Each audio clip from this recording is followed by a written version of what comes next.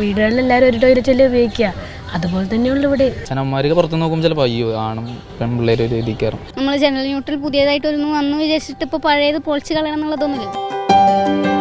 സമൂഹത്തിലെ ലിംഗവ്യത്യാസങ്ങൾക്കെതിരെ മാറ്റം കുറിച്ച ഇടമാണ് മഹാരാജാസ് കോളേജ്. അവിടെ നിന്ന് തന്നെ സമൂഹത്തിന് മാതൃകയാക്കാവുന്ന ലിംഗ സൗഹൃദ ശൗചാലയത്തിന് കൂടി തുടക്കമാവുകയാണ്. സമൂഹ മാധ്യമത്തിലെ പോസ്റ്റിലൂടെയാണ് മഹാരാജാസിലെ ലിംഗ സൗഹൃദ ശൗചാലയം ചർച്ചയാകുന്നത്. വീടുകളിലായപ്പോൾ നമുക്ക് 2 ടോയ്ലറ്റൊന്നും അല്ലല്ലോ ഉള്ളത്. വീടുകളിൽ എല്ലാവരും ഒരു ടോയ്ലറ്റല്ലേ ഉപയോഗിക്കുക, അതുപോലെ തന്നെയുള്ള ഇവിടെ. എന്ത് സാധനം ഇപ്പോൾ നെഗറ്റീവായിട്ട് കണ്ടാൽ നമുക്ക് അങ്ങനത്തെ കണ്ണിലാണെങ്കിൽ അങ്ങനെ തോന്നുള്ളൂ.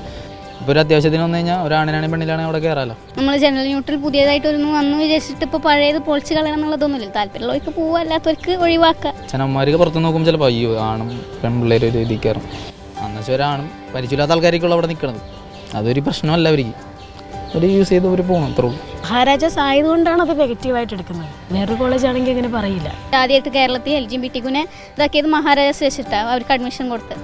അതുപോലെ തന്നെ ഈ ജനറൽ ന്യൂട്രൽ ടോയ്ലറ്റ് വന്നിട്ട് കുറേ കാലമായി, പക്ഷേ ഇതിപ്പോൾ അടുത്താണ് ഇവർ ഇങ്ങനെ ചർച്ച ചെയ്യണത്. ട്രാൻസ്ജെൻഡർ വിദ്യാർത്ഥികൾക്ക് കോളേജിൽ അഡ്മിഷൻ നൽകിയതിന് പിന്നാലെയാണ് മഹാരാജാസിൽ ആദ്യമായി ലിംഗ സൗഹൃദ ശൗചാലയവും നിർമ്മിക്കുന്നത്.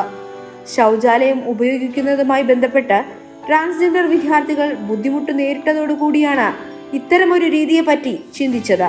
2018 മഹാരാജാസ് കോളേജിൽ ജെൻഡർ ഫ്രണ്ട്ലി ടോയ്ലറ്റ് നമ്മൾ ബോധപൂർവം സൃഷ്ടിക്കുന്നത്. അതിന് കാരണമായത് സർക്കാരിൻ്റെ ഒരു ഓർഡർ പ്രകാരം എല്ലാ വിദ്യാഭ്യാസ സ്ഥാപനങ്ങളിലും 2 സീറ്റ് ഓരോ കോഴ്സിന് ട്രാൻസ്ജെൻഡേഴ്സിന് വേണ്ടിയിട്ട് സംവരണം ചെയ്യപ്പെടുകയുണ്ടായി. അതിലാദ്യമായിട്ട് മഹാരാജാസിലാണ് ധാരാളം 12ഓളം ട്രാൻസ്ജെൻഡേഴ്സ് അന്ന് കോളേജിൽ അഡ്മിഷൻ നേടുകയുണ്ടായി.